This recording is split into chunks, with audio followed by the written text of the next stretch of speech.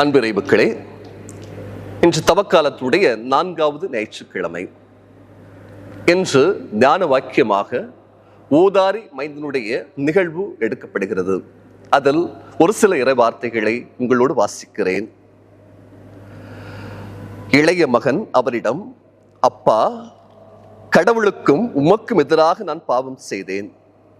இனிமேல் நான் உம்முடைய மகன் எனப்பட தகுதியற்றவன் என்றார். தந்தை தம் பணியாளரை நோக்கி, முதல் தரமான ஆடையை கொண்டு வந்து இவனுக்கு உடுத்துங்கள். இவனுடைய கைக்கு மோதிரமும் காலுக்கு மிதியடியும் அணிவியுங்கள். கொழுத்த கஞ்சை கொண்டு வந்து அடையுங்கள். நாம் மகிழ்ந்து விருந்து கொண்டாடுவோம். ஏனெனில் என் மகன் இவன் இறந்து போயிருந்தான், மீண்டும் உயிர் பெற்று வந்துள்ளான். காணாமல் போயிருந்தான், மீண்டும் கிடைத்துள்ளான் என்றார். அவர்கள் மகிழ்ந்து விருந்து கொண்டாடத் தொடங்கினார்கள்.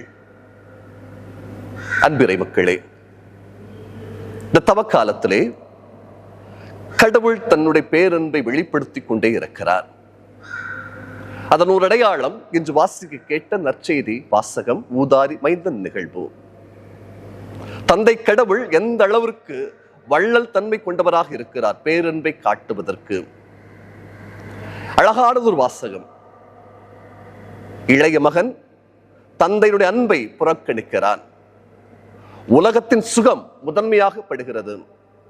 எனவே தந்தையிடம் தனக்குறுதி பெற்றுக்கொண்டு தந்தையை விட்டு விலகிச் செல்கிறான்.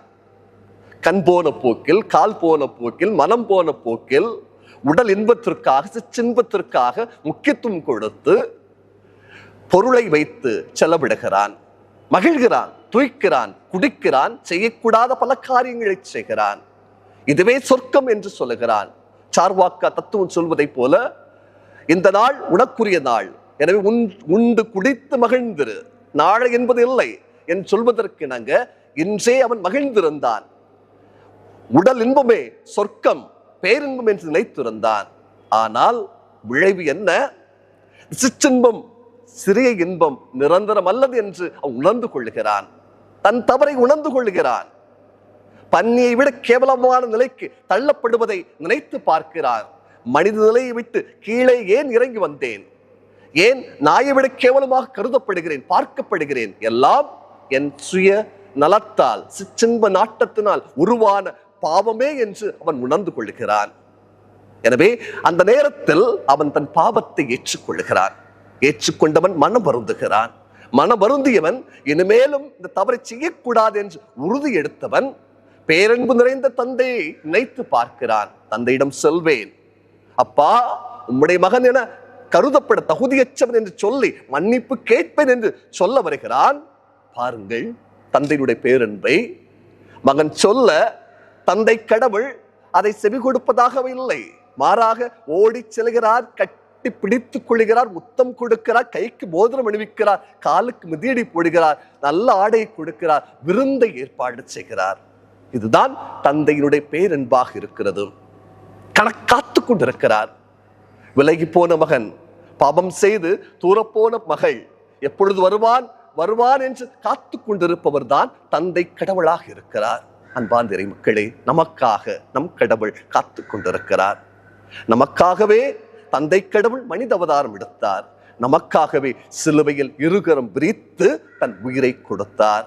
தன் செங்குருதியால் நம்மை மீட்டுக் கொண்டார். அந்த பேரன்பை நினைத்து பார்க்கலாமே. நான் செய்கின்ற சிறு சிறு தவறுகள், பெரிய பெரிய தவறுகள் தந்தையின் அன்பை எவ்வளவு நோகப்படுத்தி இருக்கும், காயப்படுத்தி இருக்கும். மற்றவர்களை துன்புறுத்துகின்ற போது கடவுளையே நான் துன்புறுத்துகிறேன் என்கின்ற அறியாமையினால் பல தவறுகளை செய்திருக்கின்றேன். இந்த நேரத்தில், இந்த தவக்காலத்தில், இந்த தகுந்த காலத்தில், அருளை கண்டடைய வேண்டிய இந்த காலகட்டத்தில் கடவுளின் அன்பில் இணைந்து வர, நிலைத்து நிற்க உறுதி போடுவோமா? இளைய மகன் தந்தையிடம் திரும்பி வருவதற்கு ஆசைப்பட்டவன் தன் குற்றத்தை ஏற்றுக்கொண்டதை போல நாமும் நம் குற்றத்தை ஏற்றுக்கொள்வோமா? அந்த மூத்த மகனை போல் பிடிவாத குணத்துடன், கடின உள்ளத்தும் இல்லாமல், அந்த இளைய மகனை போல தன் குற்றத்தை ஏற்று உணர்ந்து ஆண்டவரிடம் திரும்பி வரலாமே. அதே வேளையில் தந்தை கடவுள் இருந்த அந்த மன்னிப்பு, பேரன்பு நம்மிடம் இருக்க வேண்டும். நமக்கு எதிராக பல மனிதர் பாவம் செய்திருக்கிறார்கள், குற்றம் செய்திருக்கிறார்கள். எனவே தகுந்த காலமாக இந்த தவக்கால் அறிவுறுத்துவது, மன்னிப்பு கேள், மன்னிப்பு கொடு. நாமும் கடவுளை போல, விண்ணக தந்தையை போல மன்னிப்பு கொடுக்க வேண்டும். பலிபீடத்துக்கு வருகிறீர்களா? காணிக்கை செலுத்த வருகிறீர்களா? யாரேனும் நீங்க துன்புற்றிருந்தால், உன் சகோதர சகோதரன் மனத்தால் இருந்து என்றால் காணிக்கை அங்கே வைத்து விடு, அவனோடு ஒப்புரவு செய்து கொள், பிறகு வந்து பலியை செலுத்து என்றுதான் கடவுள் சொல்லி இருக்கிறார். எனவே கடவுள் விரும்புவது பலி அல்ல, தகன பலி அல்ல, எரிபலி அல்ல, செலுத்துகிற காணிக்கைகள் அல்ல. கடவுள் விரும்புவது மனமாற்றம், சகோதர அன்பு. இதுவே கடவுளுக்கு ஏற்புடையது. உணர்ந்து கொள்வோம், பேரன்பு நிலைத்திருப்போம், மன வருந்துவோம், மன்னிப்பு கேட்போம், மன்னிப்பை கொடுப்போம். ஜெபிப்போமா? அன்பான ஆண்டவரே, எங்களை எப்பொழுது அன்பு செய்கின்றவரே, உமது அன்பினால் எங்களை மீட்டுக் கொண்டவரே, எவ்வளவுதான் தவறு இழைத்தாலும், எவ்வளவுதான் குற்றம் செய்தாலும், துரோகம் புரிந்தாலும் எங்களை தொடர்ந்து பின்வந்து எம்மை மீட்டுக் கொண்டு மன்னித்து ஏற்றுக்கொள்கிறீர். நன்றி ஆண்டவரே. இனி வருகின்ற நாட்களில் உம்மை போலவே நாங்களும் பேரன்பு மிக்க மனிதர்களாக இந்த சமூகத்தில் வாழவும், தவறு செய்கின்ற மனிதர்களை ஏற்றுக்கொண்டு மன்னிப்பு கொடுக்கவும் எங்களுக்கு உதவி செய்தருளும். மீண்டும் அதே தவறை செய்து உமது அன்பிலிருந்து விலகிச் செல்லாமல், உமது அன்பை நோகடிக்காமல், பிறர் அன்பிலிருந்து விலகிச் செல்லாமல், பிறர் அன்பை நோகடிக்காமல் வாழ வரம் தருவாயாக. ஆமேன்.